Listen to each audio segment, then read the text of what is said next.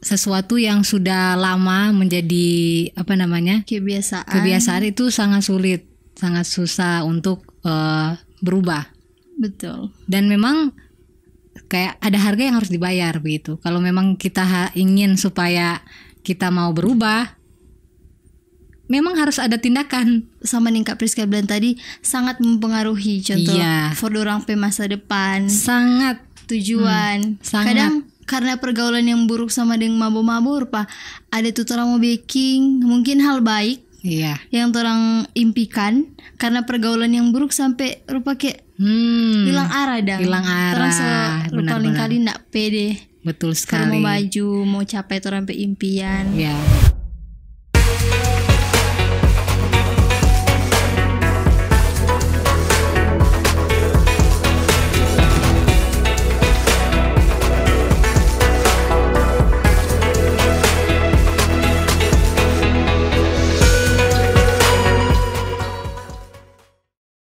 Kalau sabantar orang nggak mau makan, dorang yang mau tanggung jawab. Nggak mungkin. Jadi orang harus berpikir masa depan itu dari orang diri sendiri yang harus istilahnya ambil tindakan. Kalau orang kita sendiri. Kalau orang cuma berharap nanti kalau kita nak bikin begini nanti teman-teman mau jauh. Pikir 2 kali. Memangnya sebentar orang mau kasih makan orang kalau orang nggak ada makanan. Betul enggak sih? Betul.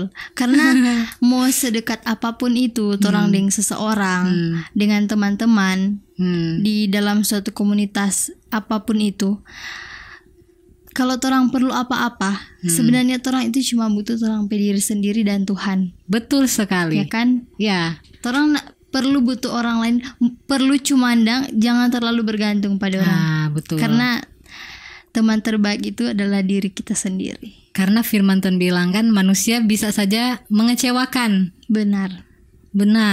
Tidak ada manusia, bahkan ditulis bahkan saudara dekat pun kadangkala bisa saja tidak bisa dipercaya, bahkan mengecewakan. Jadi kenapa kita harus berubah pergaulan kita? Karena itu juga untuk masa depan kita gitu. Bukan berbicara takut ditolak sana sini, tidak, karena mereka tidak akan ambil andil ya. Kalau kita nanti sebentar bisa saja susah atau apa segala rupa, sama seperti dengan Mita bilang, hanya diri kita dengan Tuhan. Jadi kita harus melatih untuk bagaimana mengembangkan diri. Ya, gitu. Benar sekali. Bukan berarti kita membutuhkan diri kita dan Tuhan, orang soalnya nak mau teman, ya kan? Orang juga butuh orang lain. Ya. Orang nak mungkin sendiri, dan mungkin kalau misalnya memang ada teman-teman yang sulit orang ubah, mungkin bisa jadi itu dimulai dari orang diri sendiri yang berubah. Benar sekali. Dan orang ajak dorang. Ya, makanya lebih dekat lagi gitu sama pergaulan yang baik dulu. Mungkin ada yang bertanya, kalau pergaulan yang baik seperti apa? Nah, salah satunya komunitas gereja gitu kan, atau teman-teman yang dekat sama Tuhan. Itu salah satu komunitas ataupun orang-orang yang bisa dikatakan mereka memiliki pergaulan yang baik. Karena apa? Mereka punya dasar untuk hidup, dasar firman Tuhan. Benar sekali. Bahkan mereka dilatih untuk lebih baik lagi gitu. Ya, banyak sekali ya cara untuk kita masuk ke dalam pergaulan yang baik. Nah, tapi kadang-kadang Kak Priska, meskipun dalam suatu komunitas yang baik ataupun bisa dibilang lingkungan gereja, kadang kita mendapatkan teman yang mungkin DP pergaulan. Nah, dia kadang ikut-ikut di gereja nih. DP pergaulan sebenarnya buruk. Pas di luar gereja dia enggak sama dengan pas di dalam gereja. Benar. Beda dang. Betul. Menurut Kak Priska, bagaimana DP cara dang supaya dorang itu benar-benar ikut? Bukan cuma karena bilang pi gereja kon, oh kita kalau di gereja mesti begini. Sedangkan pas dia keluar dia pakai lain sekali dan nakal kayak tuh gimana. Jadi kayak orang bilang cuma udah pakai topeng loh. Dapat lihat kata dang gagak padahal sebenarnya KTN. Nah, sebenarnya memang DP cara itu untuk mengubahkan orang-orang seperti itu. Dekati mereka begitu. Dekati mereka artinya mereka kayaknya memerlukan yang namanya kasih. Karena orang-orang begitu kebanyakan bermasalah di hati mereka. hati. Jadi selama hati mereka belum dipulihkan, kadang-kadang mereka akan sulit begitu untuk benar-benar berubah dari dalam. Itu kan berbicara dari dalam perubahannya. Benar sekali. Jadi untuk mendekati mereka harus lebih masuk pada apa sih yang sebenarnya mereka rasakan mungkin di masa lalu dan lain sebagainya sehingga mereka seperti itu. Benar. Dan memang sekali. namanya karakter, aduh, susah banget Susah sekali. diubah. Apalagi karakter yang memang so lama sekali sudah jadi kebiasaan. Hanya Tuhan yang dapat mengubah. doakan. Ya betul, ada orang-orang yang memang hanya Tuhan yang bisa merubah. Benar enggak? Betul. Karena karakter itu susah sekali untuk dirubah. Karakter. Jadi hanya dia sendiri dan Tuhan yang bisa merubah orang-orang seperti itu. Nah, bicara soal karakter, Kak Priska. Menurut Kak Priska, karakter bagaimana yang kuat pada kehidupan anak muda? Apa sih solusi atau saran dang for orang agar supaya lebih kuat? Lebih kuat. Sebenarnya untuk lebih kuat itu memang butuh proses begitu. Jadi nggak mau bilang, dia langsung jadi gagak dang. Dan nggak mau bilang Butuh proses. Kak Priska langsung jadi kuat.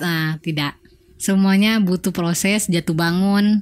Tapi memang harus ada yang namanya komunitas atau gereja. Itu yang paling penting. Ataupun ada orang-orang tertentu yang istilahnya bisa membangun kita. Benar sekali, karena kadang susah dari orang diri sendiri mau berubah. Kadang orang memang butuh orang lain.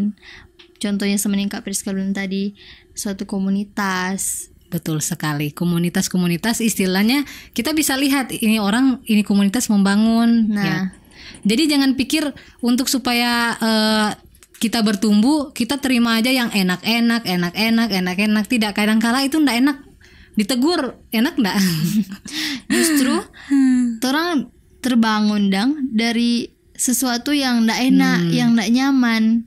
Betul sekali. Kadang-kala juga ketika orang mau bertumbuh ada terjadi penolakan. Nah, sama ada kan yang bilang, orang-orang gereja munafik semua.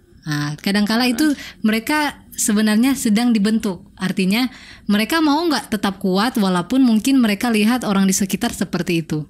Jadi itu membentuk karakter untuk tidak bergantung, pertumbuhan kita itu tidak bergantung sama orang lain. Jadi mau orang lain sakitin, mau orang lain begini, saya akan tetap hidup dengan baik.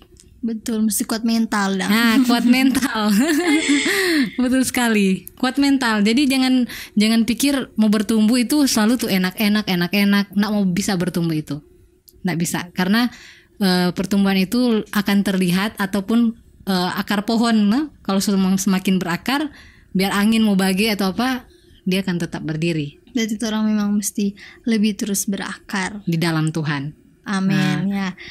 Nah, tadi Kak Priska bilang soal proses kan, proses anak muda, bagaimana dia bicara for dia tetap kuat. Dia bicara dimulai dari patoran diri sendiri. Nah, menurut Kak Priska ada enggak sih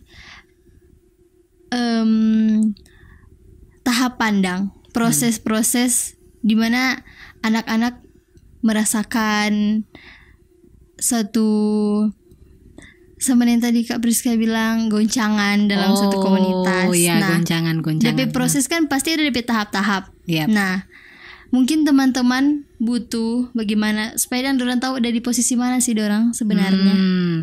Ya benar. Memang ya, menurut pengalaman Kak Priska, awal-awal ketika bertemu dengan satu komunitas atau lingkungan gereja, pasti aman-aman. Pasti semua jadi malaikat. Penolong dalam hidupku. Seperti itu. Awal-awal. Tapi Tuhan izinkan kadang-kala orang-orang di sekitar kita itu kok lain. Kenapa jadi berlain? Lebih lama contohnya, lebih muncul DP sebenarnya. Muncul contohnya bergesekan dengan ini, bergesekan dengan itu dan lain sebagainya. Ternyata itu udah masuk di posisi kayak kita mulai bertumbuh begitu. Pertama-tama enak-enak, namanya kan masih bayi, pasti yang harus lembut-lembut dulu, toh? Betul. Tapi kalau sebesar mulai aja kasih makanan-makanan keras. Karena kalau sebesar kau makan makanan bubur, tetap dia pertumbuhan tidak maksimal, betul sekali. Pasti dia jadi loyo. Terus siapa yang pernah makan bubur 1 hari? Pasti dengan mau jalang itu seloyo sekali, toh? Orang tipes yang makan bubur setiap hari sampai sebulan. Kekuatan kayak rupa berbeda dengan orang yang makan nasi, toh? Iya betul. Karena itu kalau orang semakin dewasa akan ada goncangan-goncangan dengan orang-orang sekitar. Karena firman Tuhan bilang kan, besi menajamkan besi, betul? Betul. Saling baku tajam. Nah, dengan begini, kalau contohnya lihat bunga di dalam pot, toh? Di dalam pot itu ada apa? Ada 1 bunga. Otomatis, nah di dalam pot itu kalau orang contohnya mau bertumbuh, nggak mungkin di luar pot, pasti cuma di dalam pot situ toh. Tuh bunga mau bertumbuh cuma di dalam pot. Otomatis kadangkala untuk bertumbuh lagi kadangkala di dalam pot. Nah artinya bukan di dalam pot, artinya di dalam komunitas. Dalam komunitas, tak mungkin lagi di. Kalau orang luar mau bikin sakit hati pada orang biasa. Betul enggak? Coba kalau orang dalam, aduh DP sakit kata orang bilang luar biasa. Rasa-rasa ini daging dengan hati semua tercabu.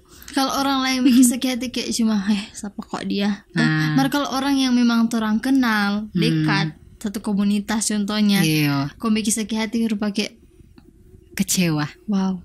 Nah, begitu dia sakit Betul sekali. Tapi itulah yang namanya lingkungan, pergaulan, betul tidak? Jadi itu di tahap. Ya, tahap-tahap. Ketika orang dapat goncangan dan mungkin ada burnout ya. Orang-orang lari dari komunitas, ada yang soni mau datang ibadah, soni mau datang kegiatan-kegiatan apa yang bermanfaat karena itu burnout. Ada luka, ada sesuatu yang dorang belum beres di hati. Tapi itu yang namanya jatuh bangun. Ketika hadapin begitu, mungkin ada orang yang kuatkan, bangkit lagi, sakit lagi, bangkit lagi, dan akhirnya tiba di titik so kuat. Orang bilang so pernah kali kata. So pernah leh. Tuh, ketika dapat masalah, so pernah leh.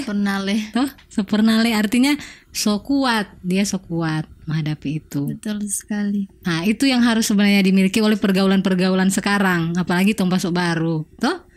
Apalagi di Minahasa Selatan. Jangan ada kan pepatah yang bilang biar kalah di nasi asal enggak kalah aksi. Nah, itu yang sekarang banyak sekali. Banyak sekali itu ini mau kalah aksi.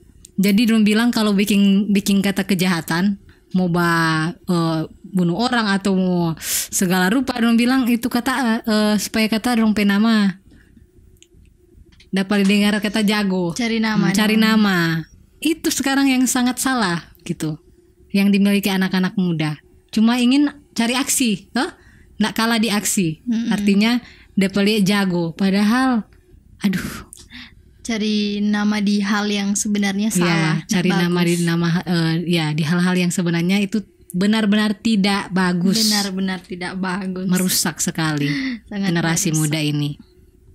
Seperti itu. Nah, jadi sama dengan Kak Priska bilang tadi DP solusi dari patoran pendiri sendiri. Iya. Kong DP tahap-tahap di mana tahap pengenalan dengan orang pelingkungan. Betul sekali. Nggak mungkin orang cuma enak-enak makan bubur sama Kak Priska bilang tadi, orang tetap mesti menghadapi suatu goncangan. Iya, betul. Dan sama Kak Priska bilang tadi, pertumbuhan itu terjadi dalam diri orang. Jadi kalau orang ada masalah sama dia itu nggak usah kayak oh Tuhan. Bilang aja sama Kak Priska bilang tadi so biasa leh. So pernah leh. Nah, dari kesimpulan yang Kak Priska bilang tadi, orang mesti tetap kuat. Betul. Karena kebiasaan yang baik, karena pergaulan yang buruk merusak kebiasaan yang baik. Kebiasaan yang baik. Itu benar. Makanya penting untuk kita lebih mendekatkan diri ke Tuhan gitu. Untuk kita membangun karakter kita berdasarkan kebenaran firman Tuhan. Karena disitulah kita mulai tahu mana yang baik dan mana yang tidak baik. Karena kebanyakan orang yang melakukan kejahatan dorang sudah tahu mana tuh bagus dan nyanda. Jadi dorang pikir yang dorang baking itu so gagak, toh so bagus. Padahal firman Tuhan bilang itu tidak boleh, salah. Jadi ketika orang belajar tentang kebenaran firman Tuhan, disitulah kita akan lihat bahwa oh ini kok ini boleh. oh DP kalau bikin begini DP akibat begini. Nah, jadi kita mulai belajar dari situ, dari firman Tuhan, dan ketika kita juga mulai mendekatkan diri kepada Tuhan. Benar. Nah, dari semua yang Tuhan bilang tadi, bagaimana kehidupan anak muda saat ini, DP solusi-solusi, menurut Kak Priska, apa sih kata Tuhan? Kata Tuhan dang for anak-anak muda yang memiliki pergaulan yang buruk. Ya, memang, atau kata Alkitab. Kata Alkitab. Ya, memang di Alkitab banyak sekali gitu, banyak sekali firman Tuhan untuk orang-orang yang memiliki pergaulan yang buruk. Tapi ada satu firman Tuhan yang berkata seperti ini. Masa depan sungguh ada dan harapanmu tidak akan hilang. Benar sekali. Artinya begini, Tuhan sudah menciptakan masa depan yang sungguh ada dan harapan yang tidak akan hilang. Tapi bagaimana tindakan kita? Apakah kita mau tinggal tetap di pergaulan seperti itu, atau kita mau untuk mencapai janji Tuhan dalam hidup kita? Dengan cara apa? Mengubah atau melakukan bagian kita. Nggak mungkin kan Tuhan melakukan bagiannya, tapi kita nggak melakukan bagian kita. Otomatis kalau Tuhan bilang masa depan sungguh ada dan harapanmu tidak akan hilang, karena Tuhan merancangkan hal-hal yang baik. Nah, kan? Itu berarti ada bagian kita yang harus kita lakukan, dan Tuhan akan melakukan bagiannya. Benar sekali.